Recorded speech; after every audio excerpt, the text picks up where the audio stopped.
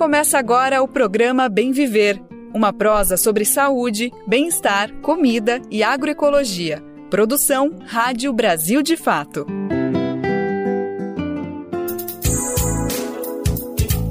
Olá, eu sou Douglas Matos e começa agora o Bem Viver desta quinta-feira, dia 15 de fevereiro de 2024. Bom, nós damos início ao programa falando de carnaval. O Rio de Janeiro conheceu, nesta quarta-feira, a escola de samba campeã de 2024 e foi a Unidos do Viradouro, a agremiação de Niterói.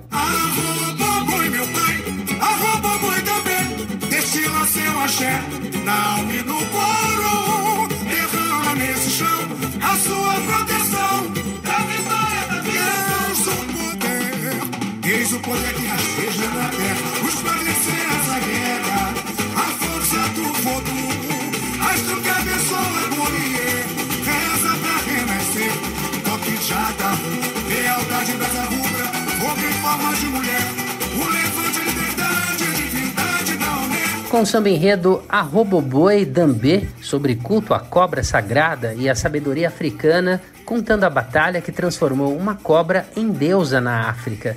A Unidos do Viradouro atingiu nota máxima em todos os quesitos, totalizando 270 pontos e foi consagrada campeã do Carnaval Carioca. É o terceiro título da escola. Já a Porto da Pedra foi rebaixada para a Série Ouro de 2025.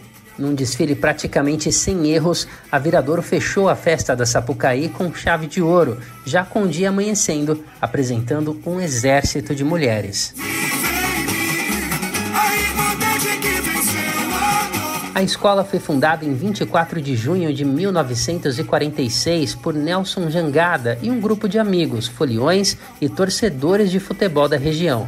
Durante 39 anos, a escola foi campeã 18 vezes do Carnaval da cidade de Niterói, passando depois a disputar o Carnaval da cidade do Rio de Janeiro.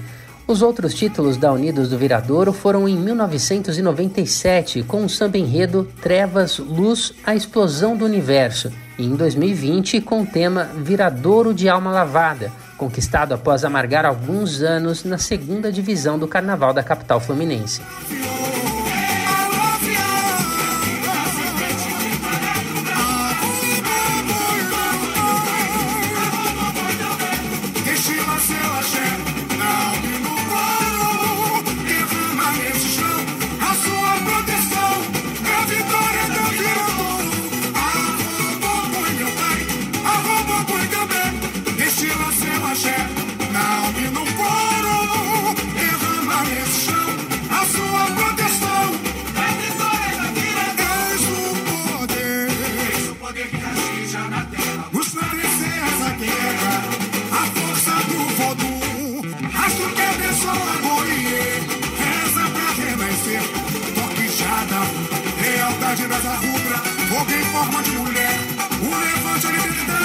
Vamos agora com as principais notícias desta quinta-feira. Dados da Covid-19 mostram que a contaminação pela doença no país voltou a patamares elevados desde o início do ano e o período de festas pode aumentar a transmissão. E o presidente Luiz Inácio Lula da Silva retomou a agenda de viagens à África, começando pelo Egito. Na tarde desta quinta-feira, o presidente cumpre várias agendas no país. Povos indígenas veem avanços no primeiro ano de governo, após 6 anos de enfrentamento contra gestões que liquidaram políticas públicas em prol dos povos originários. Mas, a partir de agora, a postura deve ser de maior cobrança por orçamento, ações e políticas de proteção, além de fortalecimento das comunidades. Ainda falando dos povos indígenas, no momento agroecológico, vamos saber como os Apurinã superam o passado de escravidão e reflorestam uma das áreas mais desmatadas do bioma. Tudo isso com abundância de alimentos típicos e de plantas medicinais. Uma história que mostra por que os povos originários são os defensores naturais da floresta e como a agroecologia pode ser uma aliada preciosa da preservação. Programa Bem Viver, sua edição diária sobre saúde, bem-estar, comida e agroecologia.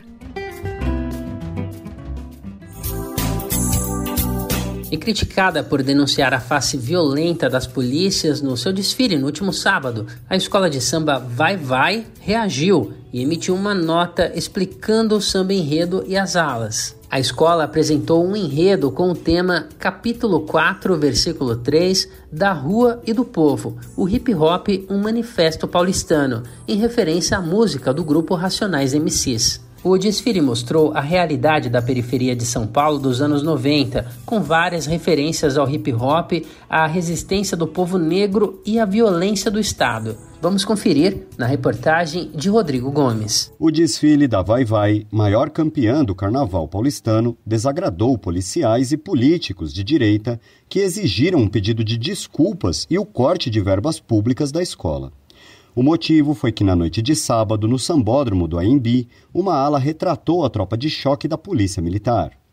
Na alegoria, os personagens da PM foram retratados com traços demoníacos, fazendo alusão à repressão policial em alta na década de 1990. Em nota encaminhada ao Brasil de Fato, a Vai Vai reafirmou o conteúdo e disse que tem liberdade para encená-lo. A escola lembrou que, na década de 90, a segurança pública no estado de São Paulo era uma questão importante e latente. Ainda de acordo com o texto enviado pela escola de samba, os índices de mortalidade da população preta e periférica eram altíssimos no período. A nota da Vai Vai continua, abre aspas. Além disso, é de conhecimento público que os precursores do movimento hip-hop no Brasil eram marginalizados e tratados como vagabundos, sofrendo repressão e sendo presos muitas vezes apenas por dançar e adotarem um estilo de vestimenta considerado inadequado. Fecha aspas. Com o samba enredo, capítulo 4, versículo 3, da Rua e do Povo, o hip hop, um manifesto paulistano, o desfile prestou homenagem ao álbum Sobrevivendo no Inferno. O disco dos Racionais MCs é considerado um dos mais marcantes do gênero no Brasil. Lançado em 1997, a obra retrata a onda de brutalidade policial pela qual passava São Paulo na década de 1990. O caso mais conhecido da época foi o massacre do Carandiru, em 1992, a maior chacina já registrada em um presídio. O episódio sombrio foi registrado pelos Racionais na música Diário de um Detento, que pertence justamente ao álbum homenageado pela Vai Vai e foi parar no desfile de 2024. Os delegados de polícia de São Paulo divulgaram uma nota de repúdio, em tom áspero, em que o sindicato que representa a categoria disse que a Vai Vai tratou com escárnio a figura dos agentes da lei. Ainda na versão do Sindipesp, a escola afrontou as forças de segurança e desrespeitou os profissionais. Os deputados federais Capitão Augusto e Dani Alonso, do PL, mandaram um ofício ao prefeito Ricardo Nunes, do MDB, e ao governador Tarcísio de Freitas, do Republicanos. Eles pediram que a Vai Vai não receba mais dinheiro público em 2025. De São Paulo, da Rádio Brasil de Fato, locução Rodrigo Gomes. Bom, e após um período relativamente calmo no que diz respeito ao controle da Covid-19 no Brasil, dados mais recentes do CONAS, que é o Conselho Nacional de Secretários de Saúde, preocupam. Desde meados de janeiro, o número de novos casos registrados por dia está acima de 30 mil e a situação pode se agravar após as festas do Carnaval. A reportagem é de Nara Lacerda. O número de novos casos semanais de Covid-19 no Brasil permanece acima de 30 mil há mais de 4 semanas e o período do Carnaval aumenta as preocupações. Cenário semelhante não é observado desde abril do ano passado. Informações do CONAS, o Conselho Nacional de Secretários de Saúde, apontam que, a partir da segunda semana deste ano, o total de infecções registradas passou a superar a marca de 34 mil seguidamente.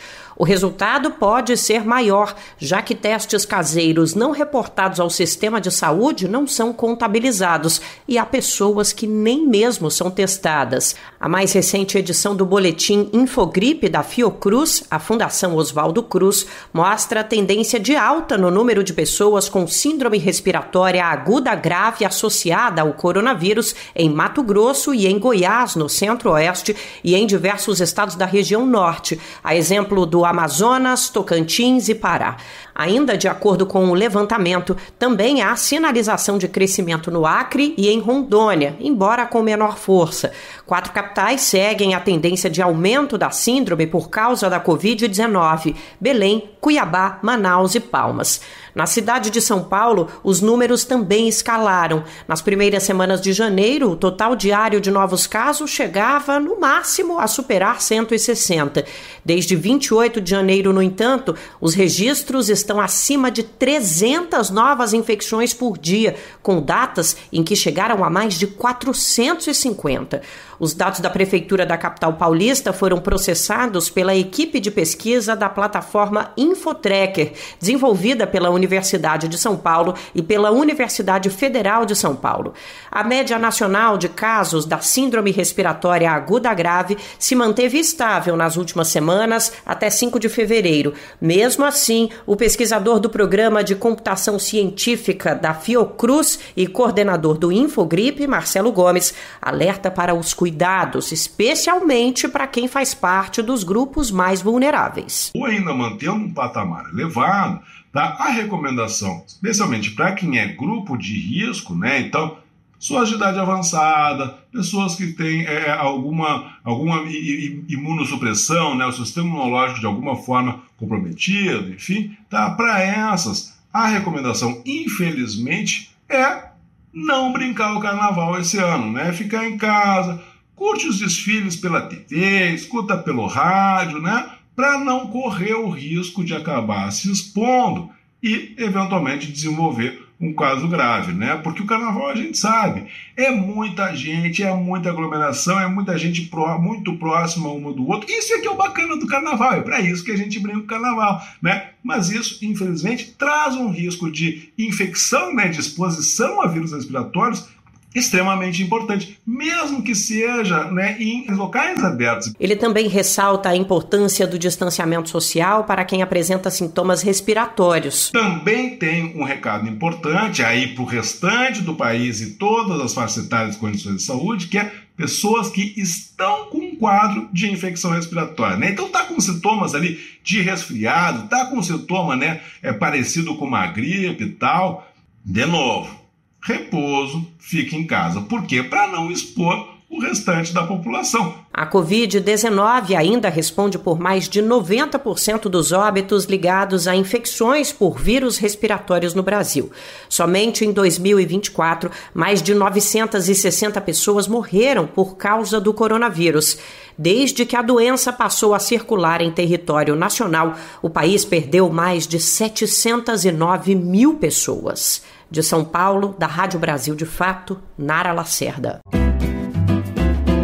Você está ouvindo o programa Bem Viver, uma prosa sobre saúde, bem-estar, comida e agroecologia. Bom, olha só, o Fundo Brasil de Direitos Humanos vai destinar R$1.250.000 para organizações que atuem na área. O Fundo Brasil é uma fundação independente, sem fins lucrativos e que atua para construir mecanismos sustentáveis para canalizar recursos que são destinados aos defensores de direitos humanos. Você confere mais detalhes na reportagem de Ana Lúcia Caldas, da Rádio Nacional. O Fundo Brasil de Direitos Humanos vai doar R$1.250.000 para 25 organizações que atuam no combate ao racismo em todo o país. A seleção será feita por meio de edital, que pode ser acessado em fundobrasil.org.br/edital. As inscrições vão até 25 de março. Os resultados serão divulgados a partir do dia 21 de maio. O tema do racismo é considerado prioritário para o Fundo Brasil desde sua criação em 2007. Já no primeiro edital, a Fundação apoiou 4 iniciativas desenvolvidas por organizações fundadas e lideradas por pessoas negras. Em 2018, surgiu o edital Enfrentando o Racismo a partir da Base, para fortalecer organizações que enfrentam o racismo em suas variadas formas e propõem caminhos para um país com mais justiça racial. Em 5 anos, Foram doados mais de 2.600.000 para 50 coletivos e grupos, sem fins lucrativos, de todas as regiões e estados brasileiros que trabalham diretamente em seus territórios e comunidades para promover justiça racial, combatendo as diversas formas de racismo. Os vencedores foram selecionados em 3 editais. Em seus anos de existência, o Fundo Brasil já apoiou mais de 1.300 projetos com mais de 50 milhões em doações. Da Rádio Nacional em Brasília, Ana Lúcia Caldas. E os candidatos que realizaram inscrição no Concurso Público Nacional Unificado, o chamado Enem dos concursos, têm até esta sexta-feira, dia 16, para realizar o pagamento da taxa de inscrição. Quem não realizar esse pagamento dentro do prazo pode ter a inscrição rejeitada. As taxas são nos valores de R$ 60 para cargos de nível médio e R$ 90 para inscritos em vagas de ensino superior. Os pagamentos devem ser feitos de forma exclusiva por meio da Guia de Recolhimento da União, a chamada GRU, ou via Pix, com o uso do QR Code fornecido. Segundo o Ministério da Gestão e da Inovação em Serviços Públicos, que organiza as provas, 2.650.000 pessoas realizaram as inscrições. Ao todo, são oferecidas 6.640 vagas em 24 órgãos públicos federais e ministérios.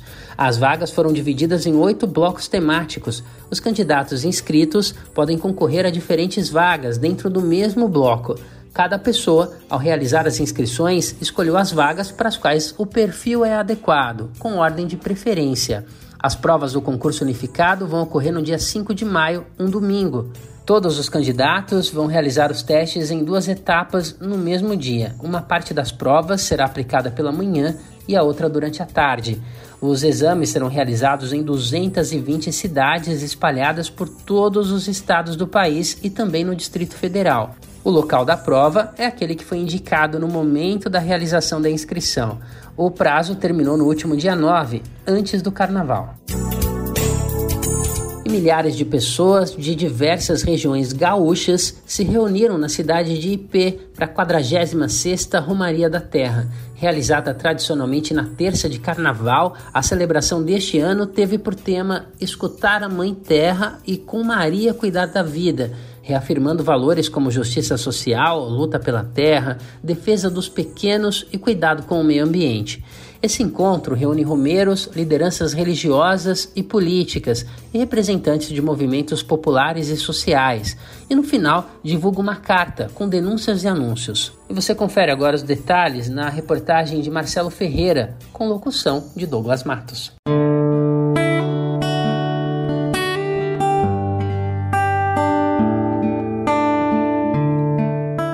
Mais de 4.000 romeiros e romeiras de diversas regiões gaúchas se reuniram na terça-feira de Carnaval, no último dia 13, para a Romaria da Terra, na edição de número 46, neste ano realizada no município de Ipê, na Diocese de Vacaria. Após dias de calor intenso no estado, a chuva não afastou os participantes, que sob o lema Escutar a Mãe Terra e com Maria cuidar da vida, celebraram a fé, reafirmando valores como justiça social, luta pela terra, defesa dos pequenos e cuidado com o meio ambiente.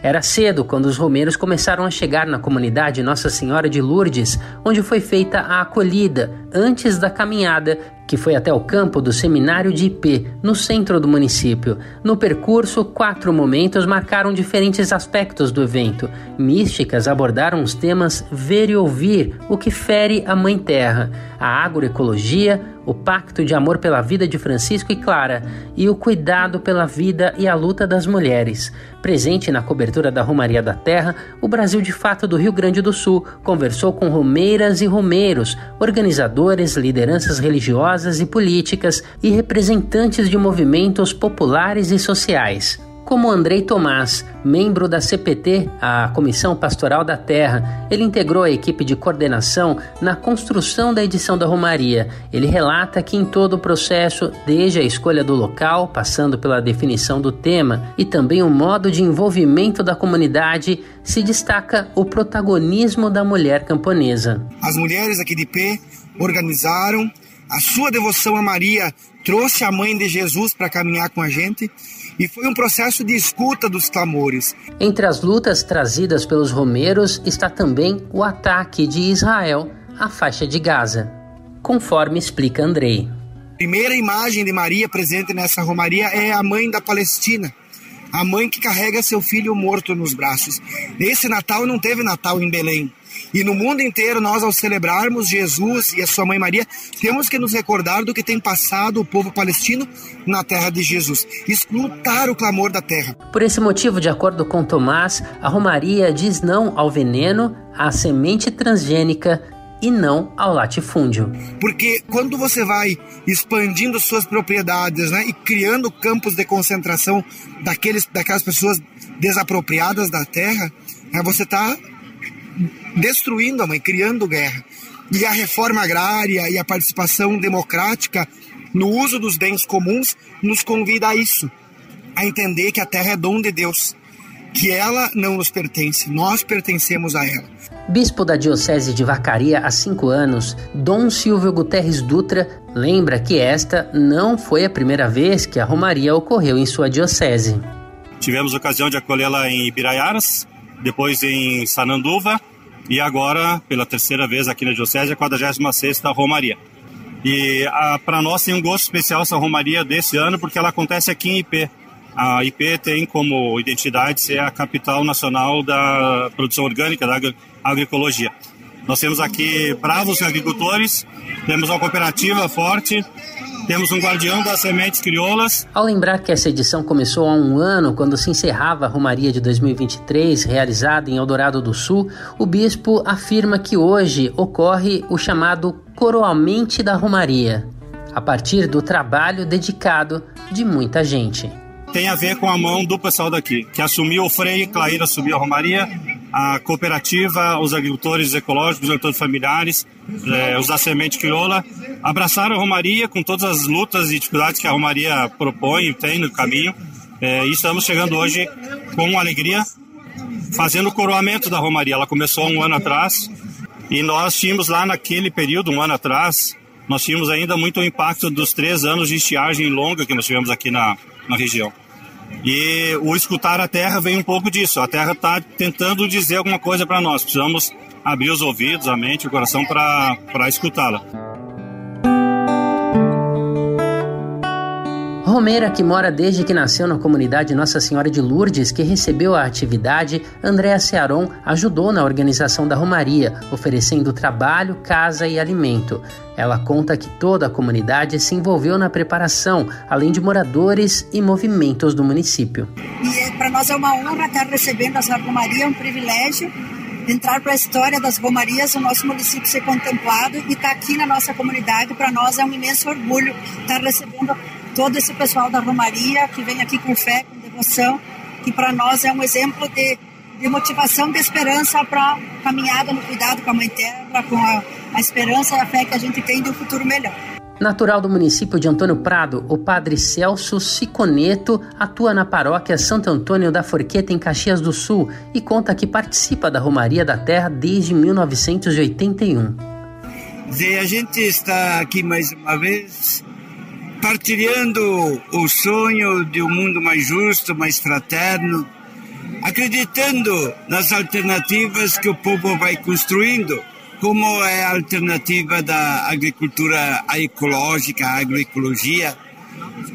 Tão importante nesse momento, nessa situação em que estamos vivendo, da crise climática. O padre também comenta o legado do mártir indígena Cepé Tiaraju. O grande sonho da terra sem males é mais do que atual, né? Precisamos de uma terra, de uma sociedade sem nenhum tipo de vírus, sem nenhum tipo de doença. E o Cepé, o grito dele, que a terra tem dono, que a terra deve ser cuidada, é mais do que atual. Como católico, acredito que Maria é um testemunho vivo do cuidado com a vida, né? Aquela pessoa de Deus, aquela pessoa de comunidade, servidora do povo, aquela pessoa que buscava inspiração, não na ideologia dominante da época, mas na memória do seu povo, na memória dos simples.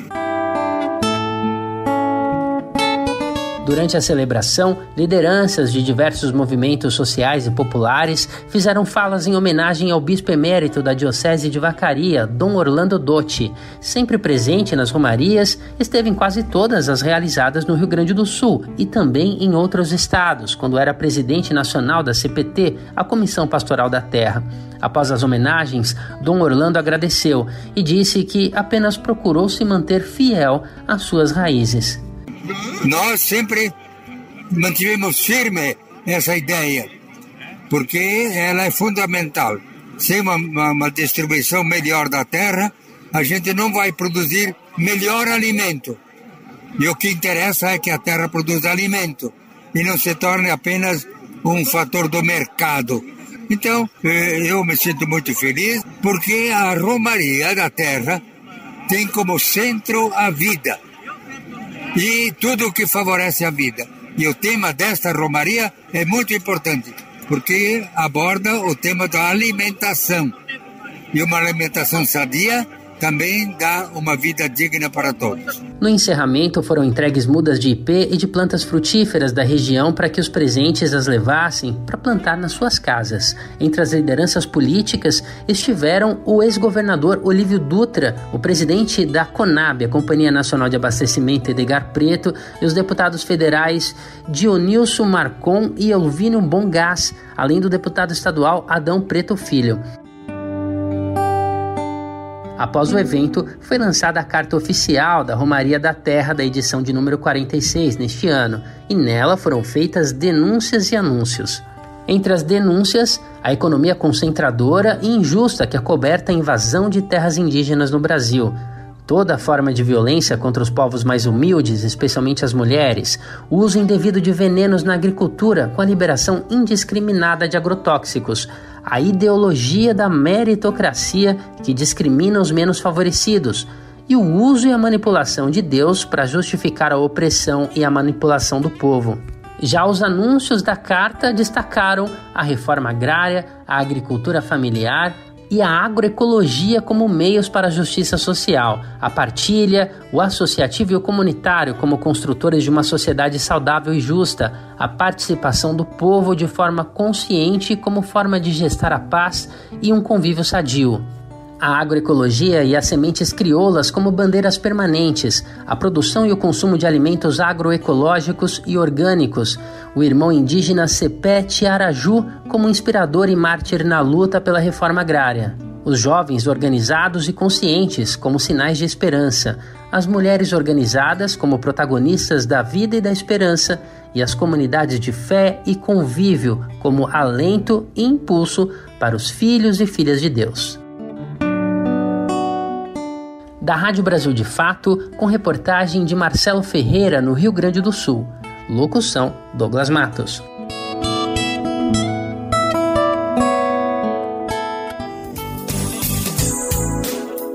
E com uma mensagem especial do Papa Francisco, foi lançada nesta quarta-feira a Campanha da Fraternidade de 2024. Este ano, a campanha também completa 60 anos de ações nacionais. Promovida pela CNBB, que é a Conferência Nacional dos Bispos do Brasil, a campanha tem como tema fraternidade e amizade social. A ideia é buscar, entre outras coisas, propor uma reflexão sobre os tempos de divisão e extremismo. A reportagem é de Rodrigo Gomes. Com o tema Fraternidade e Amizade Social, a campanha da Fraternidade 2024 da CNBB, a Conferência Nacional dos Bispos do Brasil, traz o lema da reconciliação. Um dos objetivos é promover o resgate dos laços que foram perdidos durante a eleição de 2022, que polarizou o Brasil em torno de Jair Bolsonaro, do PL, e Luiz Inácio Lula da Silva, do PT. Durante o lançamento da campanha, nesta quarta-feira, o secretário-geral da CNBB, Dom Ricardo Reipers, afirmou que a ideia nasceu justamente no ano da eleição presidencial. Para o religioso, o momento pede a retomada da amizade social perdida em meio à disputa política.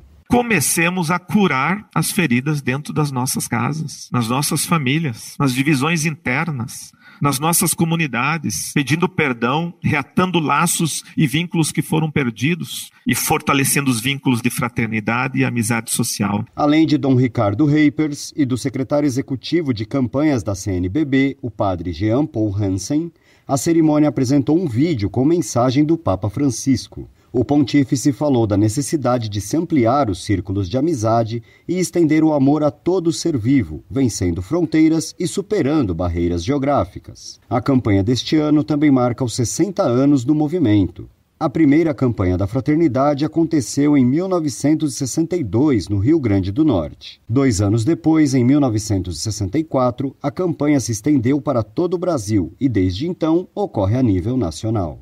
De São Paulo, da Rádio Brasil de Fato, locução Rodrigo Gomes. O presidente Lula inicia hoje a primeira agenda internacional de 2024. Ele tem uma reunião marcada com o presidente egípcio Abdel Fattah al-Sisi às 3 horas da tarde para tratar de temas multilaterais, como mudanças climáticas, reforma das organizações internacionais e a guerra Israel-Palestina.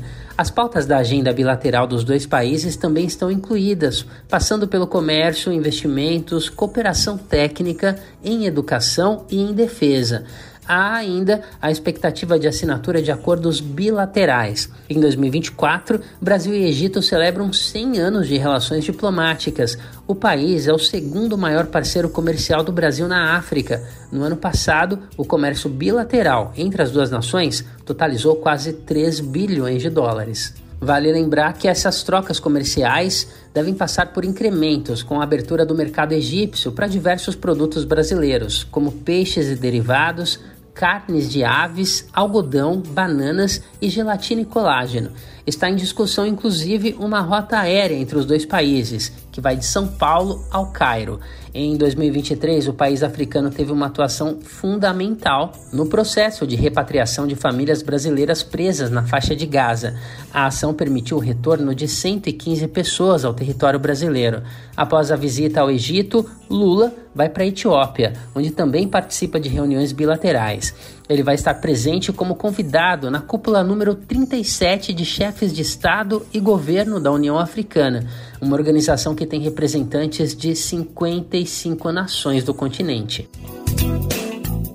Bom, e após 4 anos de política anti-indígena do governo Bolsonaro, a APIB, a Articulação dos Povos Indígenas do Brasil, viu um governo Lula bem mais aberto ao diálogo e de forma genuína disposto a implementar avanços em 2023.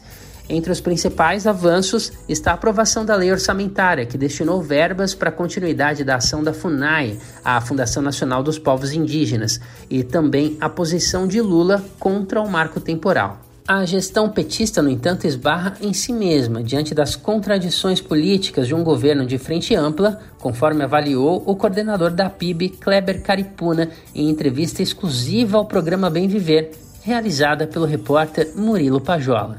Vamos ouvir. Eu converso com o Kleber Caripuna, que é coordenador da Articulação Nacional dos Povos Indígenas do Brasil, a APIB. Vou te agradecer, Kleber, pela participação e pedir para você fazer um balanço, uma avaliação desse último período, dos avanços e dos retrocessos na luta dos povos indígenas do Brasil. Bem-vindo, obrigado mais uma vez pela participação. Obrigado, Murilo. A gente que agradece sempre aí o convite, né, para poder estar trazendo aí as informações do movimento indígena, né, dos povos indígenas do Brasil, né, a todo momento que nós podemos colaborar aí com o jornal. Para a gente, acho que é fundamental, né, fazer sempre essas reflexões, né. Nós estamos aí em um cenário político, né, pós, né, 4, 6 anos, né, de muita batalha, de muita resistência, né, com o governo anterior, né, com o cenário que nós vivíamos anteriormente, de muitas ameaças, né, aos direitos dos povos indígenas, de muitas ameaças, né, à política indigenista, né, do Estado brasileiro em si. E, obviamente, que muitas dessas ameaças não se sanaram, né, por completo, ainda continuam permeando, mas, sem sombra de dúvidas, é um cenário, né, um pouco bem melhor, principalmente no diálogo em relação ao governo federal, né, brasileiro, ao novo governo federal brasileiro aí, um ano, né, após esse novo governo, é um cenário com certeza bem melhor do que nós vivíamos, né, de 2022 para trás, nos últimos 4 anos do governo anterior, de muito ataques, né, aos nossos direitos e a política, né, indigenista como um todo, né, seja a política de educação, de saúde, de gestão, né, dos territórios indígenas. Né, então a gente faz uma avaliação, um balanço meio que, né, completo de que nós estamos agora num processo de retomada, né, de reconstrução, né, de um diálogo, né, com o governo federal, né, de um diálogo para poder potencializar, né, e tirar do papel políticas públicas, né, para os povos indígenas que foram, né, paralisadas, negligenciadas, né, e até mesmo, né, sofreram tentativa de extinção, né, no governo anterior, mas estamos vivendo hoje um cenário muito melhor de diálogo para conseguir avançar nessas políticas, porém ainda é um cenário, né, que as ameaças, algumas ameaças ainda permeiam, né, os povos indígenas no geral. E aí no tocante às ameaças à legislação indigenista como um todo, né, e principalmente ao direito territorial dos povos indígenas. Né? Vale lembrar, e até importante essa data de luta e resistência, vale lembrar que nós passamos o ano passado, 2023, praticamente inteiro, né, lutando aí contra, né, a ameaça do marco temporal que tramitava tanto no julgamento no Supremo Tribunal Federal, mas também paralelamente, né, o Congresso Brasileiro, né, o Parlamento Brasileiro, tanto a Câmara dos Deputados, posteriormente o Senado Federal, né, tentando aprovar aí medidas, né, anti-indígenas que vêm atacar os nossos direitos, principalmente o direito territorial. Né, foi praticamente o ano inteiro de 2023 lutando, né, contra esse cenário, e o ano, né, passado ele finaliza, né, com a aprovação, né, a promulgação, né, da Lei 14.701, que é o que nos traz agora para esse ano de 2024 um novo cenário de embate, né, nesse contexto aí com o legislativo brasileiro, mas também no âmbito do judiciário brasileiro, né, contra aí a questão do marco temporal que vem causando seus efeitos na ponta, na prática, né, contra os povos indígenas. Né? Vivemos aí, tanto no final do ano passado, como já no começo desse ano aí, casos de assassinato de lideranças indígenas, né, já com essa, né, com esse entendimento que nós estamos tendo, né, do cenário da possível aplicabilidade dessa lei, né, e vale ressaltar que diante desse cenário a PIB entrou com uma ação direta de inconstitucionalidade contra a Lei 14.701 no Supremo Tribunal Federal, junto com outros partidos políticos, né, outros partidos também no paralelo entraram também com uma ADI, contra essa lei, e é o cenário que nós estamos vivendo aí no âmbito hoje do legislativo, né, meio que no judiciário, mas também do legislativo, né, de enfrentamentos aí a essas ameaças que permeiam ainda, né, o cenário tanto da política indigenista brasileira, porque isso impede, por exemplo, o governo atual em avançar, né, por exemplo, nas políticas de demarcação das terras indígenas, né, da proteção das terras indígenas. Isso impede o governo brasileiro a avançar em políticas públicas, né, mais adequadas e mais próximas da realidade dos povos indígenas, porque nós estamos vivendo cenários de povos que estão ainda num contexto de luta, né, pela demarcação dos seus territórios, né, e que, não havendo ainda uma segurança jurídica, né, um cenário, né, mais satisfatório ali de implementação das políticas, né, isso atrapalha esse avanço da implementação das políticas, e sem contar o próprio cenário de ameaça, né, aos direitos indígenas, né, não só no tocante à Lei 14.701, que traz ali no seu bojo, né, a tentativa de aplicabilidade da tese do marco temporal, dentre outras medidas tão danosas, né, aos direitos dos povos indígenas, mas também outras medidas que estão tramitando no Congresso brasileiro, né, no Parlamento brasileiro, como a PEC 48, né, que tenta também trazer, né, essa questão do marco temporal para dentro, né, da Constituição brasileira, né, e também a própria PEC 59, que tenta ali, né, trazer o cenário de mudança, né, da prerrogativa de demarcação das terras indígenas, que hoje é exclusiva do Poder Executivo, tentando trazer, né, para o cenário do Poder Legislativo, que para a gente é uma ameaça, né, que com o Congresso que está aí, aliás, com todos os congressos que já passaram, né, dentro do Parlamento brasileiro, né, mudar a prerrogativa de decisão sobre a demarcação de uma terra indígena do Executivo para o Legislativo, será praticamente decretar o fim da demarcação das terras indígenas e, pior ainda, né, podendo ter o risco até de revisão, de terras indígenas já homologadas, né, já garantidas o seu direito constitucional de uma terra demarcada, homologada, serem revistas. Então, é o cenário que nos está aí posto, né, para o enfrentamento, né, para, né, o horizonte aí dessa caminhada do movimento indígena. Agora, é importante ressaltar que o movimento indígena, né, vem, né, trabalhando aí medidas, como eu já citei, em relação à ADI, né, outras medidas, né, também no âmbito do judiciário, mas também no âmbito do cenário, né, político, né, de diálogo, para tentar ver as melhores formas possíveis da gente avançar nesse debate de, né, garantia, né, das políticas públicas para os povos indígenas, mas também a efetividade, né, dos direitos, né, constitucionais, né, garantidos aos povos indígenas. Então, é o que a gente vem, né, trabalhando, e vamos seguir nessa luta, nessa caminhada, junto com os nossos povos e organizações indígenas, né, no Brasil inteiro. Kleber, a Articulação dos Povos Indígenas do Brasil, principal organização indígena brasileira que faz uma representação nacional dos povos do Brasil, apoiou o governo Lula na eleição contra o Bolsonaro e, inclusive, integra esse governo na pessoa da Sônia Guajajara, que ocupava justamente o cargo que você ocupa aí na PIB.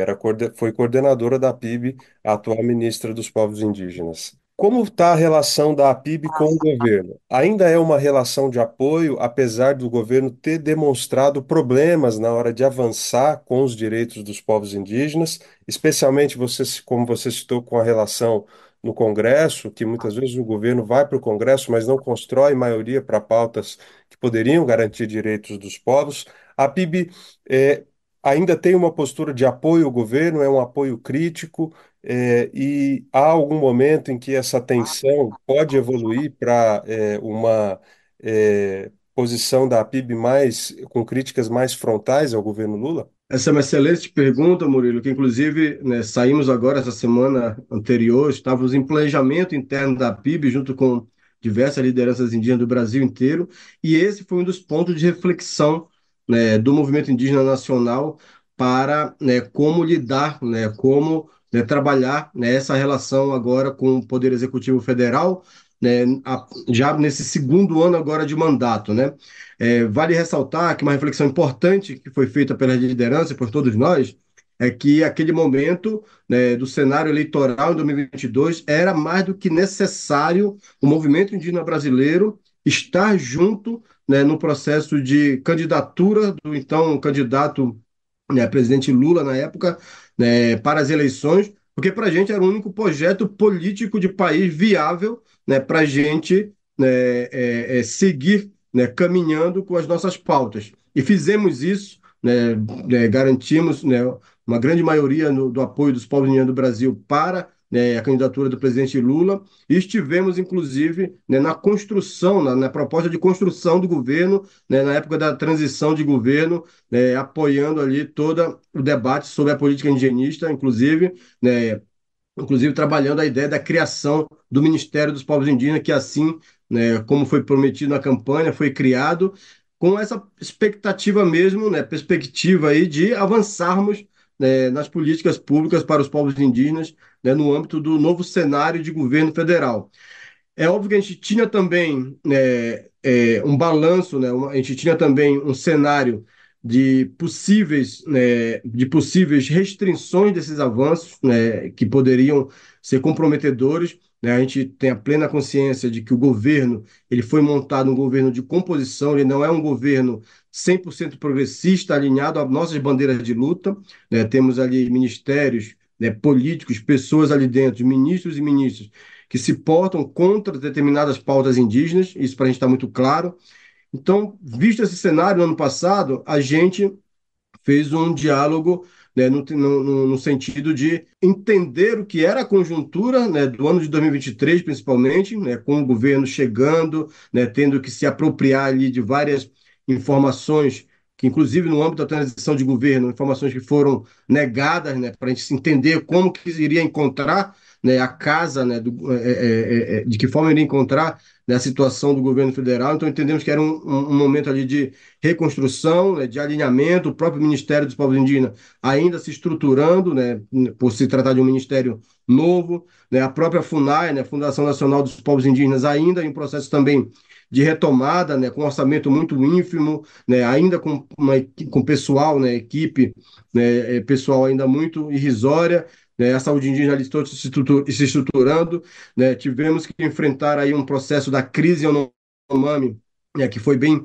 emblemático, e continua sendo, né, uma situação que precisa ter uma resposta mais, né, urgente, né, mais emergente, né, do governo federal. Então, nós fizemos uma análise que também o cenário do ano passado era um cenário ainda de entender melhor toda essa configuração. Porém, né, para esse ano 2024, já com um plano plurianual, um PPA novo, já deste governo, né, uma lei orçamentária já no âmbito desse governo aprovada, com um orçamento novo, né, seja para o Ministério, por mais que não seja o ideal, esse é um ponto para se ressaltar, né, o orçamento ainda continua muito irrisório, né, com exceção um pouco ali do orçamento que foi destinado para a saúde indígena, né, que deu um crescimento até significativo, né, o orçamento da FUNAI ainda continua um orçamento muito irrisório, né, para dar conta de toda a política indigenista do Estado brasileiro, e dicas de passagem, é a nossa instituição implementadora na prática, na ponta da política em si, seja de gestão territorial, seja de demarcação de terra, seja de direitos sociais, enfim.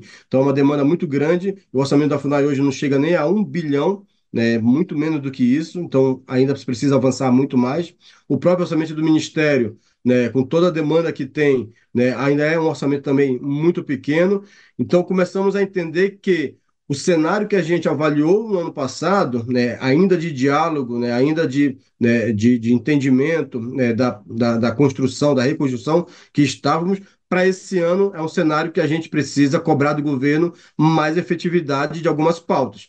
E fizemos um entendimento de que algumas dessas pautas, necessariamente, tanto não são obrigações, por exemplo, do Ministério dos Povos Indígenas, né, mas tem a sua responsabilidade de articular essas pautas, como o Ministério sozinho não daria conta de trabalhar todas essas pautas. Aí no tocante, por exemplo, a pauta da saúde, né, e da proteção territorial, né, das terras indígenas. Então, nós vivemos ano passado, né, um processo de desintrusão da terra indígena Pitereua, por exemplo, que está no âmbito, inclusive, de uma ação que a PIB moveu no Supremo Tribunal Federal, né, que não se findou ainda, e que, mesmo no âmbito da desintrusão da terra indígena Pitereua, tivemos problemas sérios, né, com a desintrusão de, né, invasores tentando, inclusive, confrontar as forças de segurança ali no processo de desintrusão, né, políticos, né, do Estado ali do Pará, né, tentando a todo momento, né, fazer interlocuções com o governo federal e com o próprio Supremo Tribunal Federal para tentar paralisar o processo de desintrusão.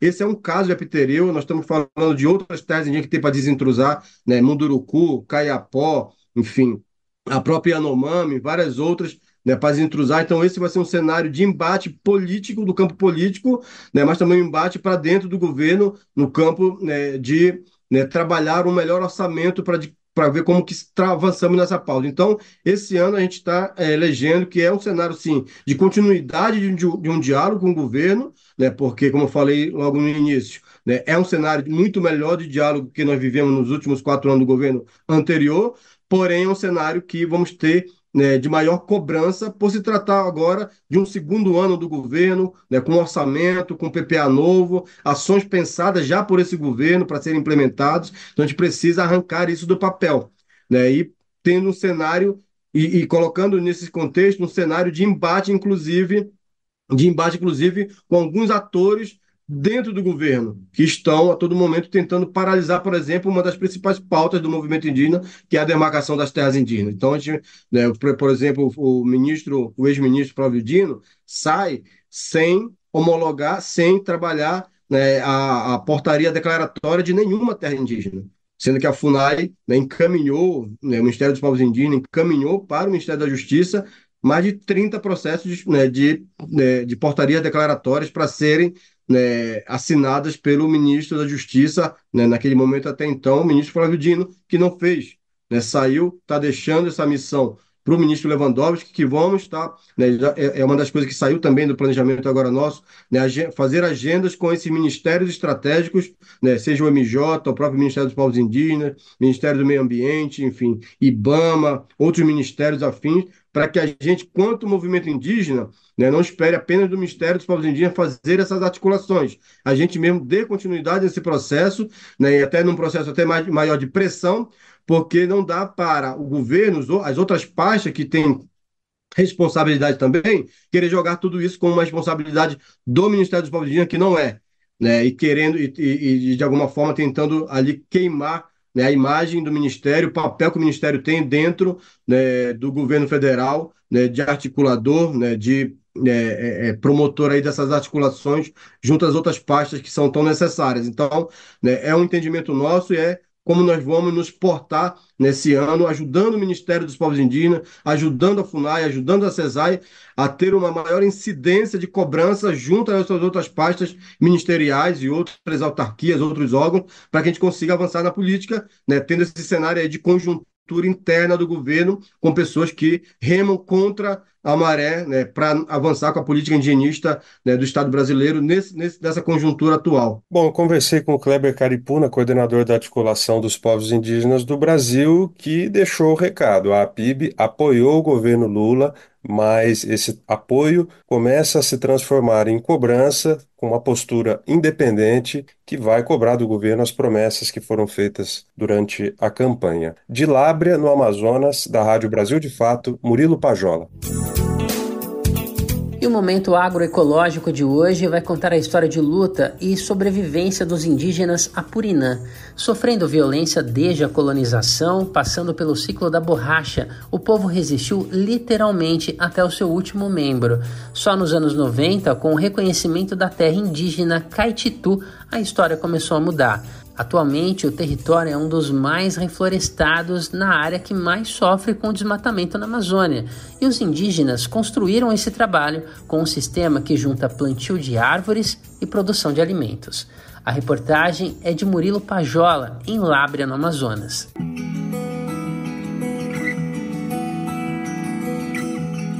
Momento Agroecológico.